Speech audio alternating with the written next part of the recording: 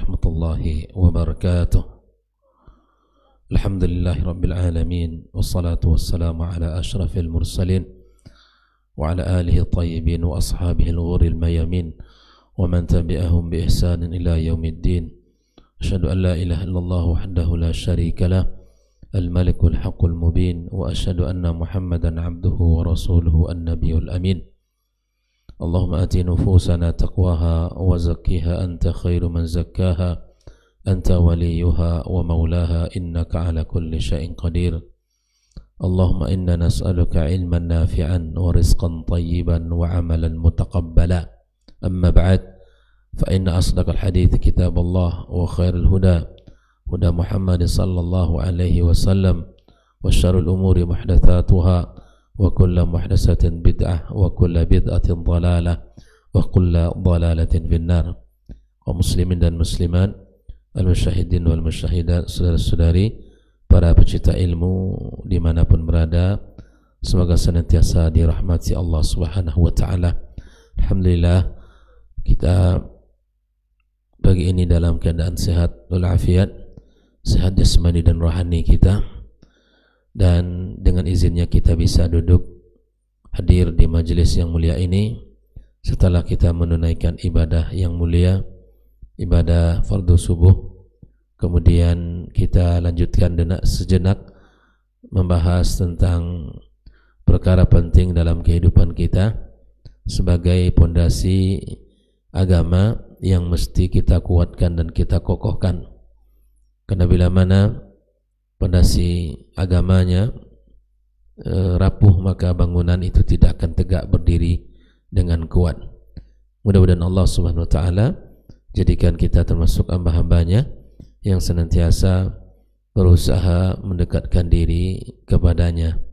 Salawat serta salam semoga senantiasa pula kita ucapkan kepada junjungan kita Nabi besar Muhammad sallallahu alaihi wasallam, Nabi yang telah mengajarkan kita bagaimana keikhlasan, semangat, kesabaran dan perjuangan di dalam menjalankan perintah Allah Subhanahu wa ta'ala. Semoga kelak kita mendapatkan syafaatnya dan kita dikumpulkan bersamanya di hari kiamat, di hari di mana tidak berguna harta dan kekayaan, tidak lagi bisa dibanggakan anak dan keturunan atau disombongkan jabatan dan kedudukan, kecuali orang-orang yang datang kepadanya dengan hati yang penuh keimanan tanpa kesyirikan dan hati yang penuh keyakinan tanpa keraguan. Ahibati fillah, pagi ini kita masih melanjutkan pembahasan kitab kaidah-kaidah tauhid, masuk pada kaidah tauhid al-uluhiyah. Masih dalam pembahasan kaidah tauhid al-uluhiyah, masuk kepada kaidah yang ke-42. Berkata Syekh Walid As-Suaidan, man khafa min ghairillahi khawfa ta'abbudin wa sir faqad asyraka asyirkal akbar. Barang siapa yang takut kepada selain Allah, barang siapa yang takut kepada selain Allah dengan rasa takut ta'abbud ibadah, ya dengan rasa takut ta'abbud dan ibadah atau secara tersembunyi, maka sungguh ia telah melakukan syirik besar. Ini kaidah ini ikhwafillah rahimahullah menunjukkan apa yang dikerjakan atau yang ada pada keadaan kaum musyrikin pada zaman dahulu, di mana mereka takut akan berhala-berhala mereka.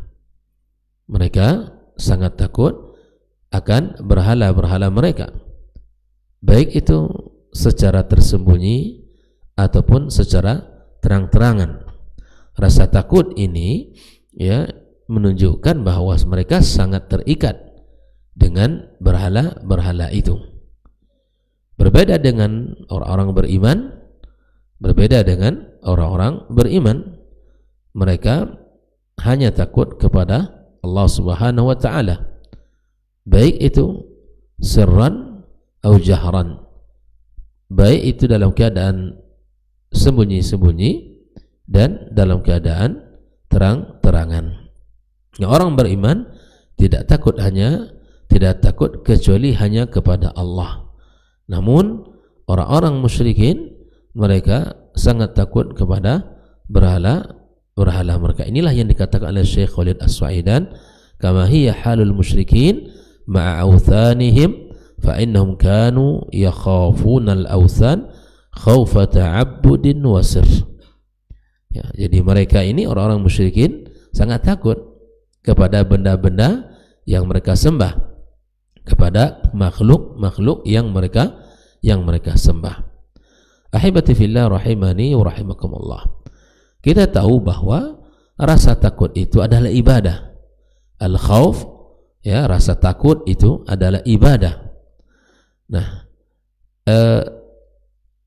rasa takut ibadah itu adalah rasa takut yang membuat seseorang tunduk merendahkan dirinya kepada Allah Azza wa Jalla atau kepada yang ditakuti, serta mendorongnya untuk melakukan perbuatan-perbuatan yang menjadi bentuk pengabdiannya. Ini maksudnya khaufa ta'abbud. Khaufa ta'abbud itu, saya ulangi, adalah rasa takut yang membuat seseorang tunduk, membuat seseorang patuh, membuat seseorang merendahkan diri kepada yang ia takuti. Kalau orang beriman takutnya hanya kepada Allah, maka dia salat, dia puasa, dia berzakat, laksanakan perintah-perintahnya, ya, dan menjauhi segala larangannya. Nah, rasa takut itu akan mendorong dia, ya, untuk melakukan perbuatan-perbuatan yang dicintai dan diridai olehnya. Nah, inilah sebuah energi. Rasa takut itu sebuah energi yang membuat manusia semakin semangat melakukan amal dan perbuatan. Nah, rasa takut yang seperti ini, ya, tidaklah boleh dilakukan kecuali hanya kepada Allah Subhanahu wa taala. Rasa takut kita yang seperti ini tidaklah boleh dikerjakan kecuali hanya untuk Allah Subhanahu wa taala semata. Ya, ini adalah rasa takut yang baik, hanya takut kepada Allah Subhanahu wa taala, takut kepada azabnya, ya, dan kita takut kepada siksaannya. Sehingga rasa takut itu menghadirkan semangat, menghadirkan keinginan untuk melakukan perintah-perintahnya dengan semangat dan penuh cinta, serta kita meninggalkan segala bentuk larangan-larangannya yang disampaikan oleh Allah Subhanahu wa taala dalam Al-Qur'annya maupun Nabi-Nya SAW dalam sabdanya. Nah, ada rasa takut yang itu tidak melahirkan ta'abbud, pengabdian, penghambaan diri. Misalnya ini disebut juga rasa takut yang alami. Rasa takut alami seperti misalnya takut pada mara bahaya yang menimpanya, atau takut kepada binatang buas yang akan menerkamnya, atau takut kepada berbagai penyakit-penyakit yang mudah tersebar dan terjangkit. Ya, misalnya penyakit-penyakit yang bisa menyebar dengan mudah. Dia menghindar dari perbuatan, dari keadaan, dia menghindar dari orang-orang yang ditimpa penyakit itu karena takut kalau penyakit itu nanti, ya, menyebar dan berpindah kepadanya. Hal ini atau takut yang seperti ini wajar. Antara takut duduk dengan orang yang kena penyakit, kalau dulu corona, ya, misalnya, maka takut kita untuk berduduk beramai-ramai di luar, berinteraksi banyak di luar. Kita khawatir kalau penyakit itu nanti misalnya bisa menyebar kepada kita, dan ini dikhawatirkan dalam kondisi kita fisik kita lemah. Nah, ini wajar. Ini adalah sesuatu yang wajar. Baik, ahibati fillah rahimani rahimakumullah. Contoh lain misalnya takut yang sifatnya alami, seperti orang takut pada misalnya pohon yang hampir jatuh, Ya, misalnya yang sudah condong hampir jatuh, takut dia lewat di situ, boleh apa tidak? Boleh, karena takut akan menimpanya. Ya, takut akan menimpanya. Kemudian takut dari penyakit-penyakit yang menular. Ya, karena sebabnya nyata. Ini sekali lagi adalah khauf tabi'i yang tidak tercela. Namun jika seorang percaya bahwa pohon, bahwa penyakit, atau misalnya jin yang dapat menimpakan mara bahaya kepadanya tanpa izin Allah, nah ini yang tidak dibenarkan. Ya, ini tidak dibenarkan. Maka ini termasuk khauf ta'abbud. Ya, rasa takut yang membuat seseorang melakukan ketundukan, berserah diri kepadanya. Dan ini adalah sebuah kesyirikan besar. Sebuah kesyirikan besar. Dari sini Syekh Khalid As-Suaidan menukilkan apa yang dikatakan oleh kaum Nabi Hud alaihissalam, in naqulu illa a'taraka ba'du alihatina bisu'in qala inni ushidu allaha washhadu anni bari'um mimma tusyrikun. Ya, bahwa sesungguhnya kami tidak mengatakan kecuali bahwa sebagian Tuhan kami telah menimpakan keburukan atasmu. Qala inni usyhidullah washhadu, saksikan, anni bari'um mimma tusyrikun, maka aku berlepas diri dari apa yang kalian ya lakukan dari kesyirikan. Ahibati fillah rahimani rahimakumullah. Lalu kemudian Syekh Khalid As-Suaidan mengatakan, fa in qult awalasna nakhafu minal jin, ya, jika dikatakan bukankah kita takut kepada jin, atau misalnya jika engkau bertanya, ya, apakah boleh merasa takut daripada jin? Boleh enggak? Boleh, Andri? Misalnya, atau kepada binatang buas, atau kepada jin yang dikhawatirkan akan menimpakan sesuatu misalnya. Maka di sini ya ul jawab, al khaufu minal jins yanqasimu ila qismaini. Takut kepada jin terbagi kepada dua keadaan. Yang pertama khauf tabi'i. Ya, khauf tabi'i, takut secara alami. Takut secara alami. Ya, di mana rasa takut manusia terhadap sesuatu yang bisa menyakitinya. Rasa takut alami ini rasa takut ya terhadap sesuatu yang bisa menimpanya atau menyakitinya, membuatnya celaka. Ya, misalnya antum takut berjalan di tempat yang gelap, misalnya dari rumah Pak Ade misalnya arah ke sini, takut antum berjalan di tempat yang gelap, ya, karena nanti dikhawatirkan ada binatang berbisa misalnya kan. Antum nggak punya senter, antum nggak punya lampu, gelap, rasa takut ini tabi'i. Takut misalnya kalau kita melewati satu daerah yang jarang ada penduduknya dan itu sepi pula ya pengendaranya, antum takut lewat misalnya pada jam sekian, boleh apa tidak? Boleh, itu khauf tabi'i, karena antum mengkhawatirkan atas keselamatan diri antum dikarenakan banyaknya para penyamun, banyaknya preman atau orang-orang yang bersemena-mena terhadap orang lain. Takut begal, ya betul, takut begal misalnya. Antum boleh nggak pergi di situ lewat, boleh saja, itu khauf tabi'i namanya, karena ingin menyelamatkan dirinya. Ini khauf tabi'i. Nah, kalau tadi pertanyaannya, bolehkah kita takut daripada jin? Maka dilihat ada dua bentuk, al-khauf tabi'i wal khauf at-ta'abbudi. Ya, misalnya tadi Syekh Khalid mengatakan ka yakhafa minal makanil khali, tempat itu sepi, atau yakhaf ma yufaji'uhu min jin, atau nanti dia tiba-tiba jin mengganggunya. Nah, ini juga wa idza qila inna fi hadzal makan jinnan khafa minal ityani ilai hadza ka khafil 'abdi minal lusus. Sama ini, seorang takut di situ banyak yang hal-hal yang mengganggu, maka sama kondisinya antum takut kepada lusus, kepada pencuri, atau takut daripada api, bermain api, takut kena api. Atau misalnya di situ sarangnya atau tempat-tempat binatang berbisa, antum nggak lewat itu boleh saja karena itu khauf tabi'i. Ya, ada khaufun tabi'i.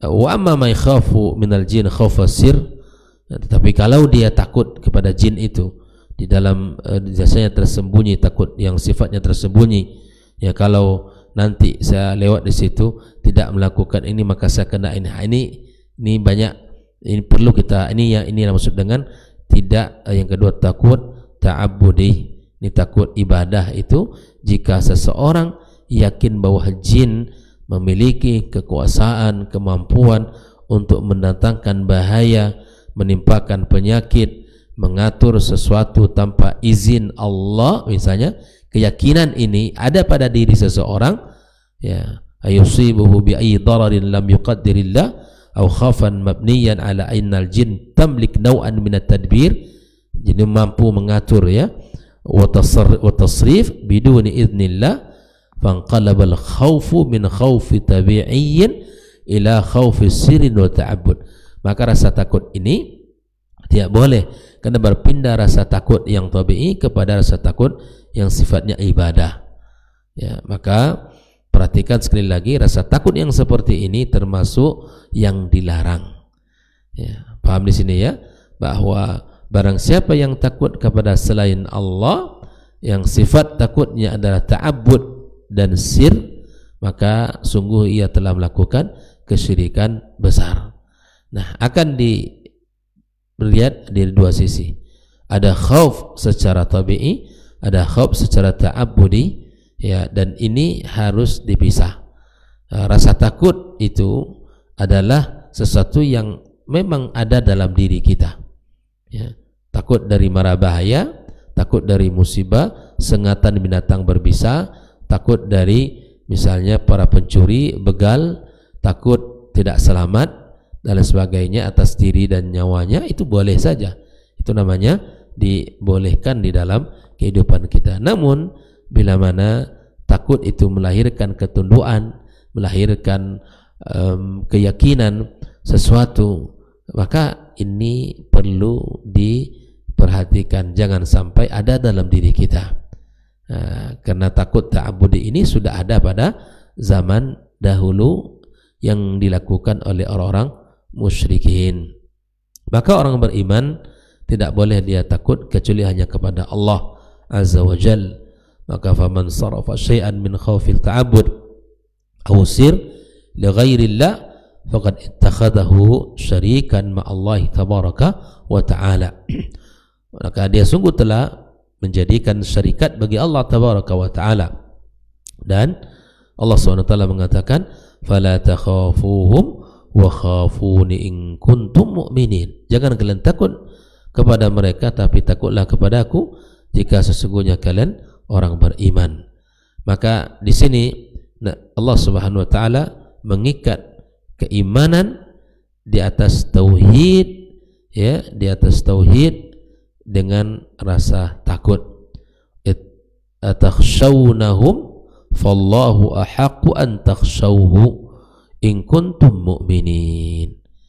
Maka di sini mesti kita belajar untuk memetakannya, mana yang khauf tabi'i, mana yang khauf ta'abbudi. Kalau rasa takut itu wajar dari sesuatu yang kita takuti atas bahayanya diri kita, jiwa kita, nyawa kita, keluarga kita, anak kita, maka ini biasa, ini dibolehkan agar kita berhati-hati saja.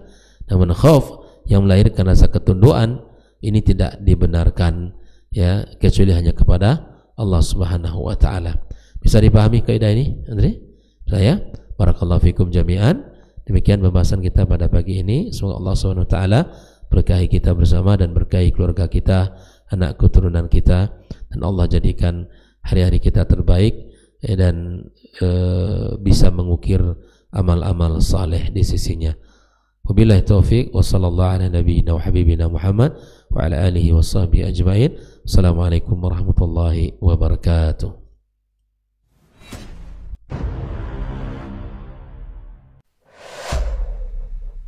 Dunia dan seisinya ini bagi Allah tak sama nilainya dengan sebelah sayap lalat.